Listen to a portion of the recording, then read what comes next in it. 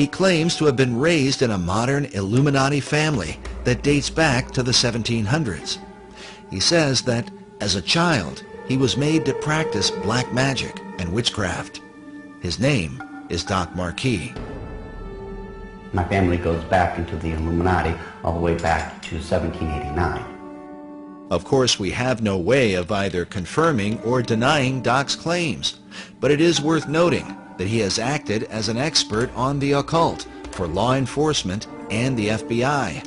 According to his publisher, in the past he has appeared on and consulted for Geraldo Rivera and Oprah Winfrey, and for shows like Hard Copy, Inside Edition, and Unsolved Mysteries.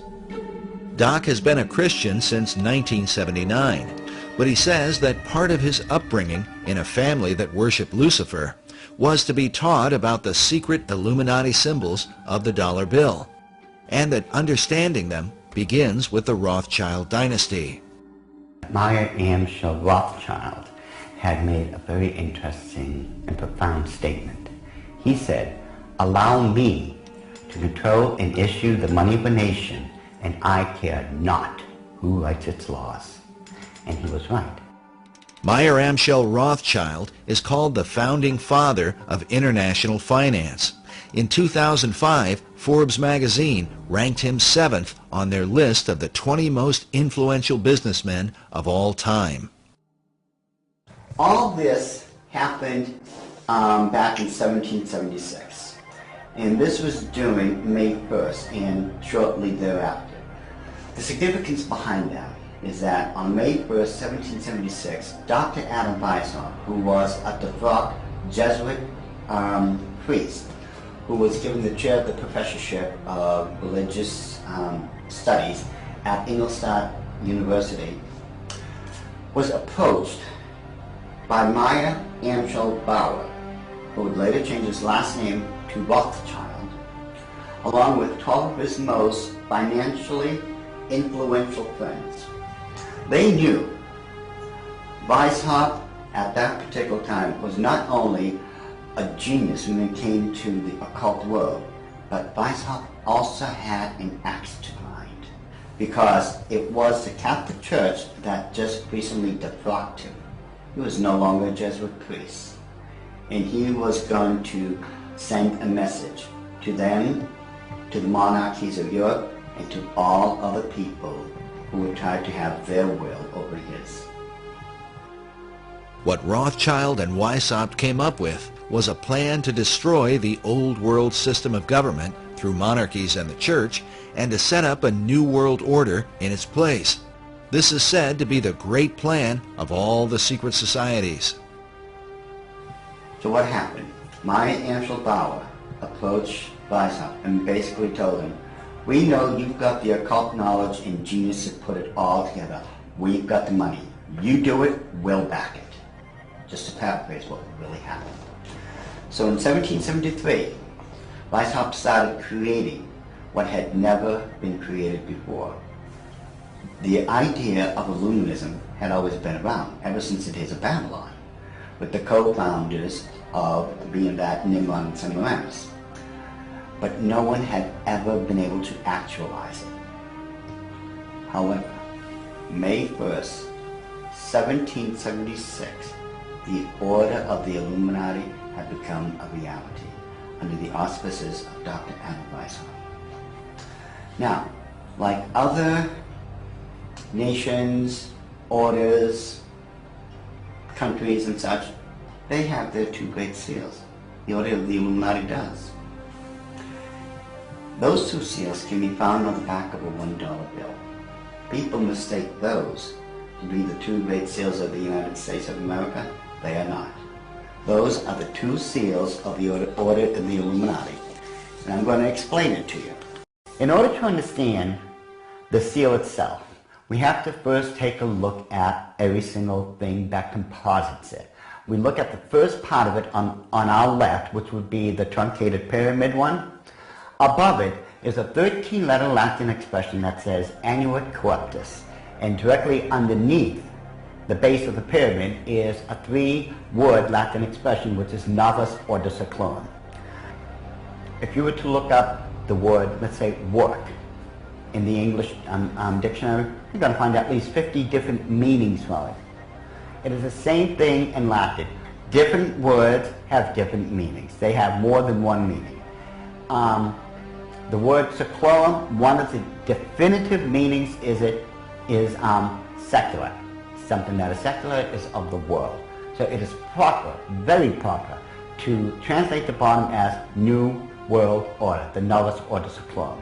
The whole of it is saying, announcing the birth of a new world order.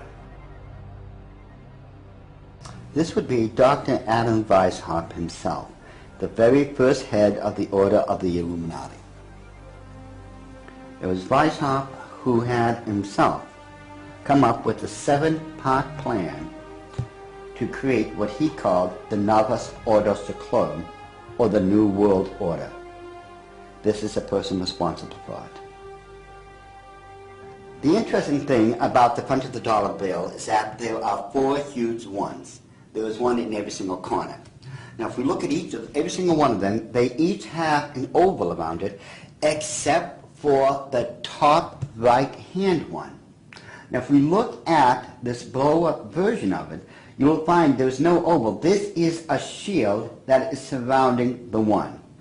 Now, the reason there was a shield here is because this is very similar to the original shield that was given to the Rothschild family when Baron Meyer Amschel Rothschild had become knighted in England and received the lordship. If we look across the top of this shield, all the way to the left-hand side, it drops down and forms a crescent moon. It's a crescent moon because it represents the female goddess in the occult world. At the bottom of that shield, of that lunar moon, you will see the owl. And it's very obvious, once you take a good look at that part of the crescent moon, and it is the same Illuminati owl that is being worshipped at the Bohemian Grove in California by those members of the Bohemian Grove, where presidents, premiers, kings and queens and heads of nations throughout this world have met. You can tell just by looking at this photo, that is a 40-foot owl. It is made out of oak, and that the worshippers are surrounding that fire pit around that altar, which is easily reflected in the lake around them. This is definitely the owl of the Illuminati. The rituals performed at the Bohemian Grove are occult and idolatrous. One of them, called the cremation of care, is supposed to be a mock human sacrifice, though some suggest that real killings take place. When President Nixon was there, he commented about the extreme homosexual environment at this all-male boys club. Among other powerful American leaders who have been spotted at the Grove are Ronald Reagan, Dwight Eisenhower, Jimmy Carter, Newt Gingrich, and George Bush Jr. and Sr. Now when we take a look at the O, it is actually, occultically speaking, the shape of the Ouroboros, the snake that's going around in a circle, devouring itself. This O is actually the eye in this lady's face that they want to look at. This is the O. Now, what's in the center of this O? You take a good look. It is the exact same owl of the Illuminati that we saw on the back of the $1 bill. So the question then becomes, who owns L'Oreal? But the owl seems to be a major symbol for the secret societies, as they are found repeatedly inside government buildings in Washington, D.C. And a giant owl figure is even seen in the street design, with the United States Capitol in the midst of it.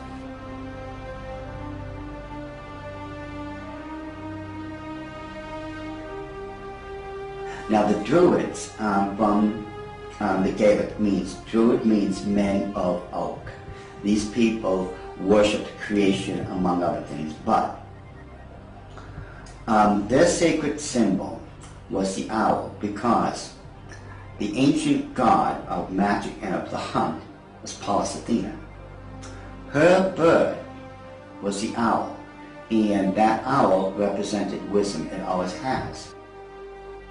Pallas Athena was also the goddess figure who was said to inspire Sir Francis Bacon. But now look at this owl seal at the Bohemian Grove, where it says, "Weaving spiders come not here."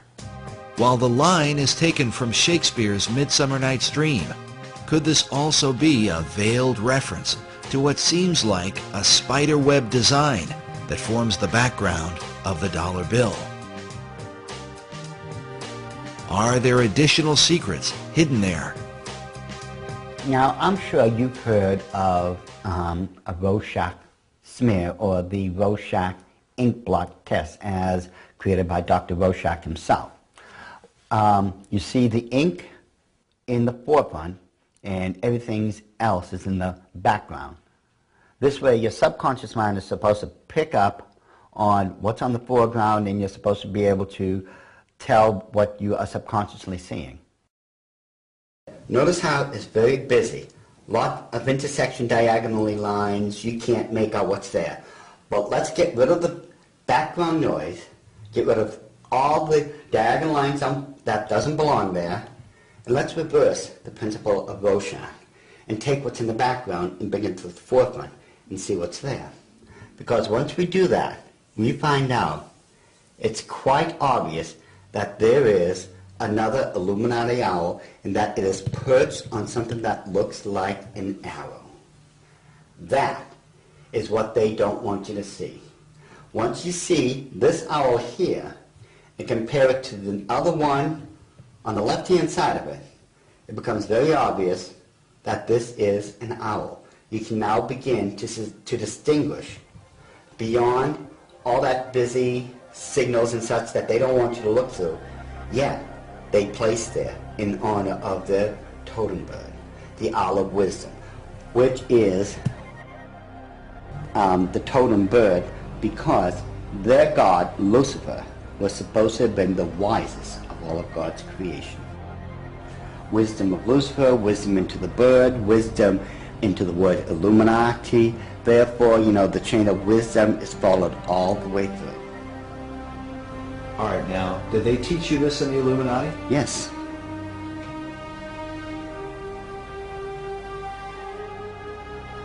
Well, I want you to understand that the first symbol is known as a pentalpha, from the Greek word for five, pente. It is a five-pointed star. Now, this next one is a pentacle. Now, it looks similar, but I want you to notice how it is interwoven. It runs through and in between itself. Now this next symbol is what's known as the Star of David, the Mogan David, the Jewish Star, the Seal of Solomon. There's numbers for it. This is the symbol for the nation of Israel. Now, when you take a look at it very carefully, you will notice that it is two equilateral triangles that are interwoven. This shows the union of God with man. However, when you look at the next one, it's similar to it. It's known as a hexagon. This is when you take two equilateral triangles, place one on top of another. Symbolically speaking, you're placing man above God. Now, this next symbol is the foulest, the most evil of all symbols in the occult world. There is nothing that can even come close. It is known as the hexagram. It is the six-pointed star with a circle surrounding it. It is this symbol that must be used during high ceremonial magic or high ceremonial witchcraft when you are summoning up demons to this plane of existence. The use of the hexagram is said by Doc to be very symbolic and seems to represent the occult concept of a Christ figure, just as the Maitreya was for Nicholas Roerich and Henry Wallace. But what Christ do they mean?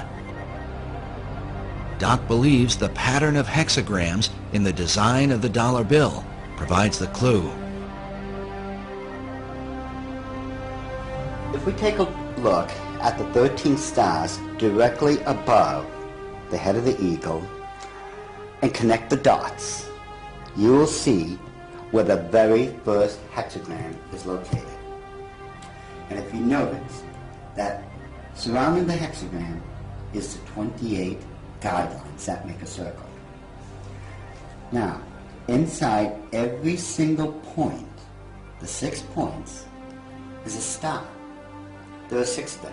They surround now the 7 stars. Remember, 6 is the number of man, 7 is the number of God. Now, it is man that is surrounding God or is placed above God.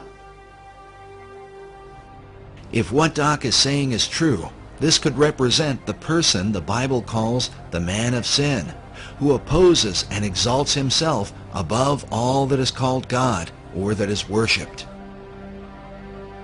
Doc's interpretation seems to also fit the worship of Lucifer, for in the Bible, Lucifer declares that he will exalt his throne above the stars of God. Next, Doc claims a second hexagram can be found by connecting the various points where the much talked about number 13 is represented. And don't try to tell me it's the 13 colonies. There are 13 stars above the eagle's head, 13 stripes in the shield, 13 leaves on the olive branch, 13 arrows in the eagle's talon, and then 13 letters in the phrase E pluribus unum, which makes for 2 points on either side of the eagle's head, for the 6 points total of the hexagram. If we take a close look at the same seal and connect all the 13 together, just like we did when we were kids, when we were playing that game, connect the dots, once we connect all the 13s, it becomes very apparent where the second hexagram can be found.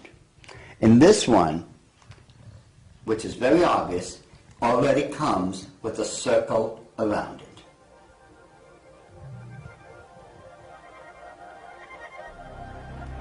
So this is the second hexagram here in figure 2. Yes. And then where's the third hexagram? The third hexagram can be found on the other part of the Great Seal. Again, connect all the 13 together, the 13 letters, the 13 steps in the pyramid, connect all this together.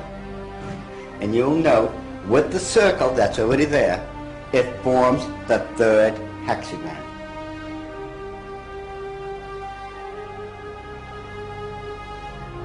In other words, a 6, a 6, and a 6.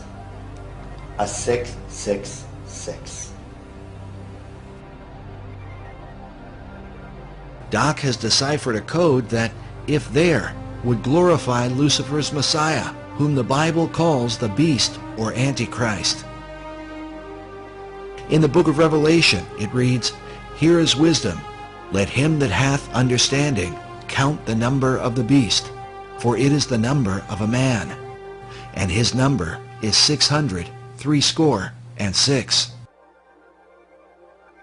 Could there really be 3 6-pointed hexagrams on the dollar bill? Once we start at the base of the pyramid, which is the foundation of all things, and follow the design of the hexagram itself, you're going to find out something very startling. We go from the M and follow the symbol all the way up to the A. The A cuts directly underneath the eye of Lucifer all the way to the S. The S connects all the way down. It goes in between the V and the I and connects all the way to the O. And following the symbol, the O connects up and over along the symbol of the hexagram to the word N. In perfect sequence, it's M-A-S-O-N, Mason. It's not what a lot of other people have espoused, that the symbol connects down to the M in seclorum and that the word is an anagram or something like that. Those people who are doing that obviously don't know what they're talking about, or they don't know how to plagiarize me correctly. Because the order of the Illuminati have stated and always will state, this is perfectly spelled out to be M-A-S-O-N, Mason. This points conclusively that the Masons have been involved in the Order of the Illuminati. This was back during the Council of Wilhelmsbad, which would have been July 16, 1782.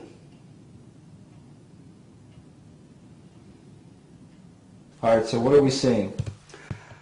Now, if we look at the bottom one of the reverse side of the dollar bill, you'll see on the right-hand side that, again, there's a lot of busy intersecting diagonal lines. Yet, if we apply the same principle we just used to reveal the hidden owls of the Illuminati and apply it, we will find that there is now a skull-faced winged demon. And it is very obvious, once you take away the background, the busy noise, it becomes very apparent what it is and that it's been there all along. And if we just simply go and enlarge that section, just start with a small one, and just keep enlarging it, and enlarge it even more, even with the background noise there, as I call it, I think it becomes very apparent what we are now looking at, that it is still a skull-faced winged demon. And it is these demons that are protecting and blessing the two great seals of the Order of the Illuminati.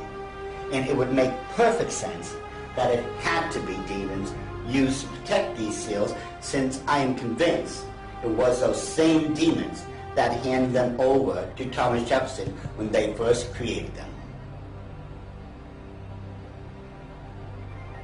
I am convinced, beyond all doubt, that that indeed was a demon sent up from the bowels of hell, probably under the direct orders of Lucifer himself.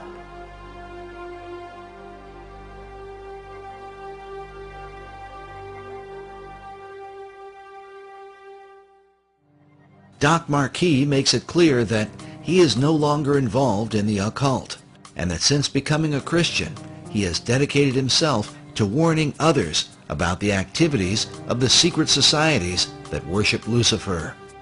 I've been doing this now since the late 70s, when I first left the Order of the Illuminati, and that's when, at that point, I had become a born-again Christian. At that time, I realized what I had been doing all along. Maybe in my own way of trying to make up for what I had done, and I've done a lot of heinous things in this life, I begin to wonder if I'm not trying to make up or atone for some of those things I had done. And I know in my heart of hearts that as a born-again child of the King, my sins have already been bought and paid for. But still, there's just that part of me that still feels so guilty about everything I've done. So it could be in my own way, and I'm somewhat convinced that in my own way, I'm still trying to make up for all those crimes I was guilty of when I was in the Illuminati.